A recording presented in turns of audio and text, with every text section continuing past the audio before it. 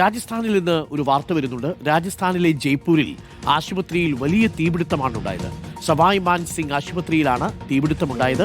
തീപിടുത്തത്തിന് പിന്നാലെയുണ്ടായ വിഷവാതകം ശ്വസിച്ച് ICUവിലുണ്ടായിരുന്ന 6 രോഗികൾ മരിച്ചു.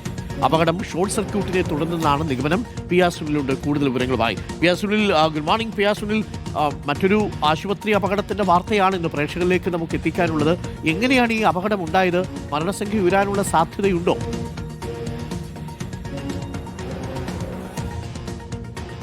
Good morning Arun. ഏതായാലും അതിദാരുണമായൊരു സംഭവമാണ് ഇന്ന് ഉത്തരേന്ത്യയിൽ നിന്ന് ആദ്യം റിപ്പോർട്ട് ചെയ്യാനുള്ളത്. ഏതായാലും രാജസ്ഥാനിലെ SMS ആശുപത്രിയിലാണ് ഈ ദുരന്തമുണ്ടായത്.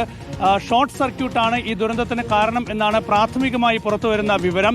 ഈ ട്രോമ കെയർ ICUവിൽ 11 രോഗികളാണ് ഉണ്ടായിരുന്നത്. ഇതിൽ 6 പേരാണ് ഈ തീപിടുത്തത്തെ തുടർന്നുണ്ടായ പുക ശ്വസിച്ച് മരിച്ചിരിക്കുന്നത്. ബാക്കിയുള്ള 5 പേരുടെ നില അതീവ ഗുരുതരമായി തുടരുന്നു എന്നാണ് ആശുപത്രി അധികൃതർ നൽകുന്ന വിവരം.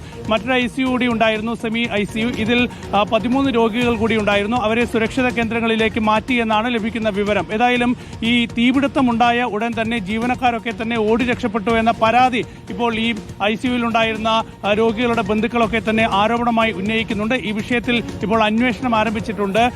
രാജസ്ഥാൻ മുഖ്യമന്ത്രി ഭജൻലാൽ ശർമ്മ ഇന്നലെ രാത്രി തന്നെ ആശുപത്രിയിലെത്തിയിരുന്നു. ഏതായാലും ഏത് സാഹചര്യത്തിലാണ് ഇങ്ങനെയൊരു തീപിടുത്തമുണ്ടായത്? ഷോർട്ട് സർക്യൂട്ട് തന്നെയാണോ, മറ്റെന്തെങ്കിലും അട്ടിമറി സാധ്യതയുണ്ടോ എന്ന കാര്യങ്ങളൊക്കെ തന്നെ പരിശോധിച്ച് വരികയാണ്. ഏതായാലും ഇപ്പോൾ ഈ ട്രോമ കെയർ ICUവിൽ ഉണ്ടായിരുന്ന 11 രോഗികളിൽ 6 പേരാണ് മരണപ്പെട്ടത്. ഈ പുക ശ്വസിച്ചാണ് ഇവരൊക്കെ തന്നെ മരണപ്പെട്ടത്. ICUവിൽ നമുക്കറിയാം അതീവ ഗുരുതരാവസ്ഥയിലുള്ള ആളുകളാണ് ഈ ട്രോമ കെയർ ICUവിൽ ഉണ്ടാവുക. അപ്പോൾ ഈ പുക കൂടി എത്തിയതോടെ അവർ മരണപ്പെടുകയായിരുന്നു. 5 പേരെ രക്ഷിക്കാനുള്ള തീവ്ര ശ്രമം നടക്കുന്നുവെന്നാണ് ഇപ്പോൾ ആശുപത്രി വൃത്തങ്ങൾ നൽകുന്ന വിവരം. ഓക്കെ, എന്തായാലും അത് വളരെ ഞെട്ടിക്കുന്ന സംഭവമായി പോയി.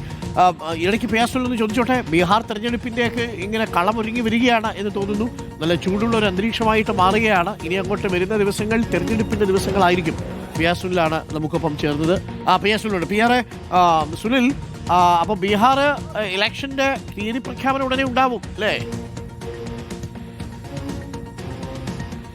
തീർച്ചയായും ഏത് ദിവസവും പ്രതീക്ഷിക്കാം. ഇനിയുള്ള 1-2 ദിവസത്തിനകം ബീഹാറിലെ നിയമസഭാ തെരഞ്ഞെടുപ്പ് പ്രഖ്യാപിക്കാൻ പോവുകയാണ്. ഏതായാലും വോട്ടർ പട്ടിക വിവാദമൊക്കെ തന്നെ കത്തിക്കയറി നിൽക്കുന്ന ഒരു സാഹചര്യം തന്നെയാണ്. ഏറ്റവും പുതിയതായി മുഖ്യ തെരഞ്ഞെടുപ്പ് കമ്മീഷണർ ജ്ഞാനേഷ് കുമാർ പറഞ്ഞിരിക്കുന്നത് ആധാർ ഒരു പ്രധാനപ്പെട്ട രേഖയേ അല്ല എന്നതാണ്. പൗരത്വം തെളിയിക്കാനുള്ള രേഖയായി ആധാറിനെ കണക്കാക്കാനാകില്ല. അക്കാര്യം സുപ്രീം കോടതി തന്നെ നേരത്തെ വ്യക്തമാക്കിയിട്ട്. ഏതായാലും നേരത്തെ SIR പ്രഖ്യാപിച്ചപ്പോൾ ആധാർ പ്രധാന രേഖയാകില്ല എന്ന് തെരഞ്ഞെടുപ്പ് കമ്മീഷൻ ചൂണ്ടിക്കാണിച്ചതിനെ തുടർന്ന് അത് വലിയ വിവാദമായിരുന്നു. പിന്നീട് പ്രതിപക്ഷ പാർട്ടികളൊക്കെ തന്നെ സുപ്രീം കോടതിയെ സമീപിക്കുകയും സുപ്രീം കോടതി തന്നെ തെരഞ്ഞെടുപ്പ് കമ്മീഷനോട് പറഞ്ഞതാണ് ആധാർ പരിഗണിച്ചുകൊണ്ട് വോട്ടർ പട്ടികയിൽ ആളുകളെ ഉൾപ്പെടുത്തണം എന്നത്. പക്ഷേ ഇപ്പോൾ SIR പൂർത്തിയാക്കി അന്തിമ വോട്ടർ പട്ടിക പ്രഖ്യാപിച്ചു കഴിഞ്ഞപ്പോഴും തെരഞ്ഞെടുപ്പ് കമ്മീഷൻ ആധാറിനെ തള്ളിക്കൊണ്ട് രംഗത്ത് വരുന്നൊരു സാഹചര്യമാണ്. ഏതായാലും അന്തിമ വോട്ടർ പട്ടിക പ്രസിദ്ധീകരിച്ചു കഴിഞ്ഞു. ഇനിയിപ്പോൾ ഏത് നിമിഷം വേണമെങ്കിലും ബീഹാറിലെ നിയമസഭാ തെരഞ്ഞെടുപ്പ് പ്രഖ്യാപിക്കാവുന്നതാണ്. ഒരുപക്ഷെ നാളെയോ മറ്റന്നാളോ തന്നെ ഇതുണ്ടാകാനുള്ള സാധ്യതയുണ്ട്. Okay, thank you P R Sunil. ഇത്തവണ ഇലക്ഷന് പറ്റുമെങ്കിൽ ബീഹാറിലൊന്ന് പോകണം. എന്നിട്ട് അവിടുത്തെ ചപ്പാരൻ മട്ടൺ ഒന്ന് കഴിക്കണം. ബീഹാറിൻ്റെ ഒരു സ്പെഷ്യൽ ഐറ്റമാണ് കേട്ടോ.